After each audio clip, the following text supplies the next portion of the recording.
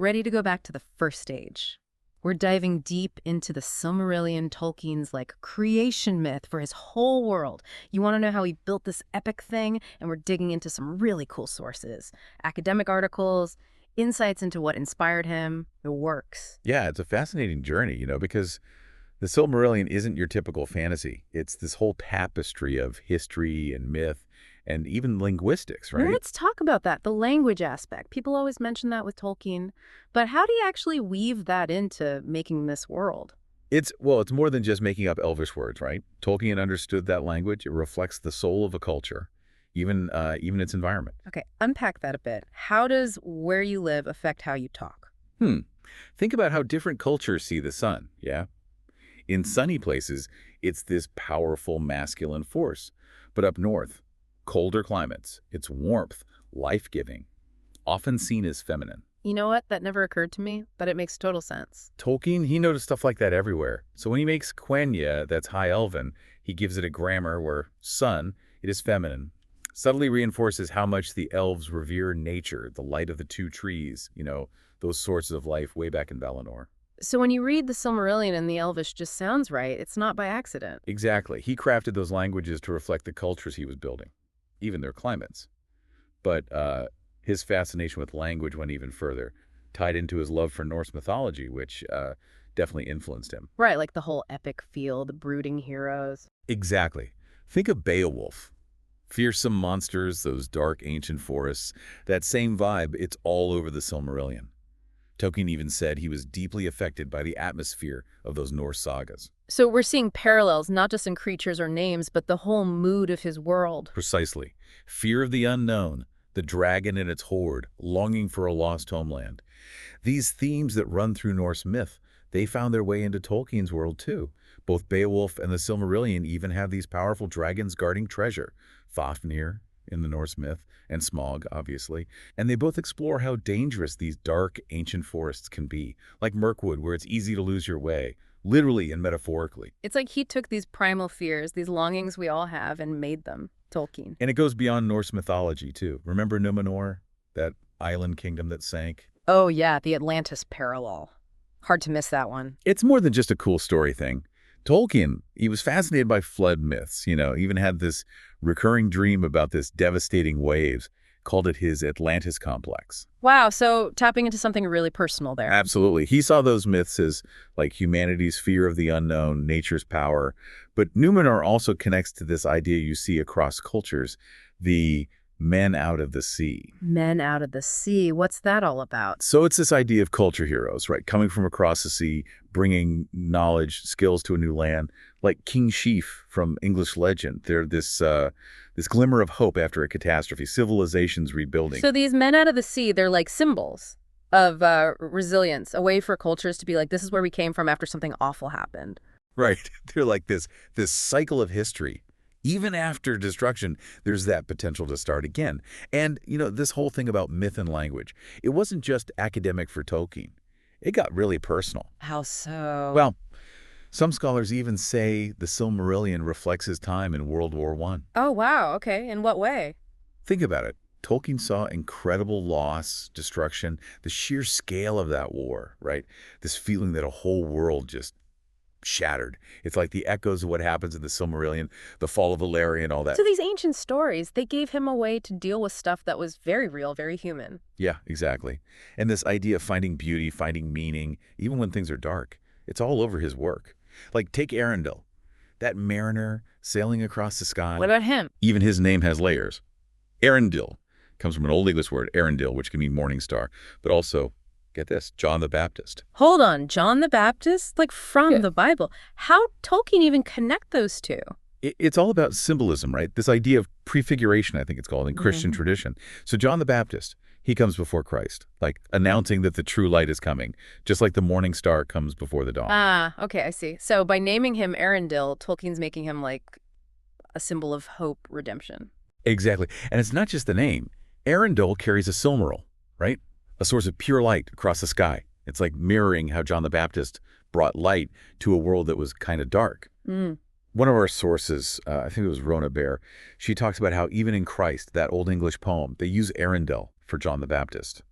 like emphasizing that light, that hope. Wow. Tolkien was packing in those layers of meaning. He was. And this whole light imagery, it's everywhere in the Silmarillion. It's hope, it's knowledge, even like divine power. Think of the two trees in Valinor, right? Before Morgoth, they bathed everything in that otherworldly light. Total opposite of what comes later. Right. And then the Silmarils themselves, with that light from the trees, they're not just pretty baubles anymore. Exactly. They're that lost light, that paradise lost. And trying to get them back, it drives the whole story almost. And it actually ties into a theme you see in lots of Old English literature too. The plight of these exiles, these wanderers. Like there's this poem, The Wanderer, this guy, he loses his home, his lord, and he's just roaming around this desolate place, longing for that warmth he used to have. So the Silmarils are like longing, loss, wanting someone you can't ever get back. Yeah. That gets to the heart of the Silmarillion, I think. That bittersweet thing about life, about loss. Tolkien even uses the word nostalgia. Literally means the pain of returning home, right? That ache for something beautiful, but you can never really go back. That's universal, though. Like looking back on being a kid, knowing you can't just be a kid again. Exactly. That longing, it's woven through the Silmarillion, the elves, the destruction of Beleriand. But even with the loss, there's hope, Like even when things are tragic, beauty still hangs on. It's like finding those good moments, those acts of courage, love. That's what makes life matter. Right. And speaking of finding meaning, we got to talk about subcreation. This idea that by building this whole world so detailed, Tolkien was kind of reflecting the creation itself. Okay, now you're getting kind of deep. Tell me more about this subcreation. Well, one way it shows up is through oaths and songs. They're not just there for the plot, They're powerful forces in his world. Interesting. How so? Okay, think of oaths like the weight of the world almost. Words having this power to decide your fate, like Baron's oath to get that Silmaril for Thingol. It sets him on this whole path, all this danger, even death.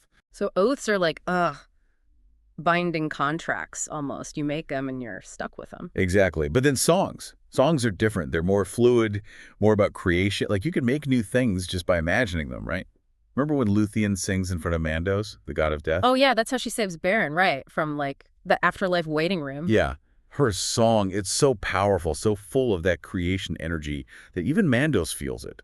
It's like he's moved to pity. So if oaths are contracts, then songs are kind of like spells, maybe? Changing fate itself? That's a great way to put it. And this whole oath song thing, it plays out all over the Silmarillion, this tension between what's fated and what we choose to do. Man, that is fascinating. It's like Tolkien saying, even when destiny's got you, you still have power to create, to imagine, to hope. Exactly.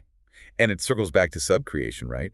When Tolkien builds these stories with their own rules, their own consequences, it's like he's playing God in this universe he made. Makes you wonder, how did Tolkien, a religious guy, how'd he square that with his own beliefs about God being the real creator? It's a great question and a complicated one for sure. It makes you think about faith and imagination, this human urge to create while also knowing that we're created. It's amazing how these little things, names, songs, even oaths, they can tell you so much about the big ideas, even about Tolkien himself. That's the beauty of the Silmarillion, though, right? It Yeah. makes you think, it makes you come up with your own interpretations. And one thing people debate about a lot, it's how the story's told. What do you mean? Well, it's written like a bunch of lost texts. Yeah. As if it's history, but from long, long ago. Right, like we're reading ancient Elvish scrolls or something. Exactly. But then there are times when the narrator, it's like they know stuff no ordinary historian could. Like the thoughts of the Valar, those godlike beings, or even Eru Ilúvatar himself. So it's like the narrator is channeling something higher. Yeah. Or maybe trying to sound like they are. Right. Makes you wonder about who's really speaking, One scholar even said it's like the Silmarillion has multiple narrators. Some parts feel like divine knowledge, others more like human guesses, stories passed down. So Tolkien's mixing up myth and history on purpose, what we know for sure and what we can only imagine. Yeah, and that mystery is part of what makes it so good. Yeah. It's always making us question what's true, what's knowledge, what's just a really good story. It's like we got to be detectives putting together these pieces of a world that's gone, trying to figure it all out. And because we get these glimpses from different sides, right, like elvish lore, human legends, it makes the story richer, more complicated. It's not just one version. It's like a tapestry, all these threads woven together. But each thread, it has its own biases, its own way of seeing things. It makes you realize history depends on who's telling it, Absolutely.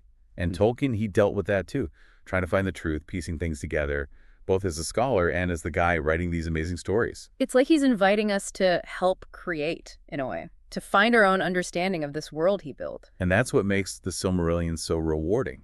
It never lets you get comfortable. It makes you think, it makes you question, and it makes you appreciate the power a good story can have. It's like the Silmarillion itself is kind of like its own mythology now, right? Inspiring tons of artists, writers, even musicians. It really is. It's amazing how Tolkien's work keeps sparking creativity, new ways of seeing things. It kind of proves how powerful myth is. We need these stories. They connect us to something bigger. So we're wrapping up our deep dive here. What's the one thing you want our listener to walk away with? The Silmarillion, it's not just like a footnote to Lord of the Rings. It's a world of its own, this whole tapestry, language, myth, history. And it wants to be explored. It's worth reading closely, reading multiple times even.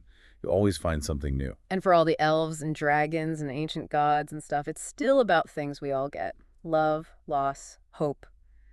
Trying to find meaning when sometimes life doesn't make sense. Exactly. It reminds us even when things are dark, when you feel despair, there's always that bit of hope, some beauty to hold on to. We've seen how Tolkien used mythology, language, his own life even, to build this incredible world.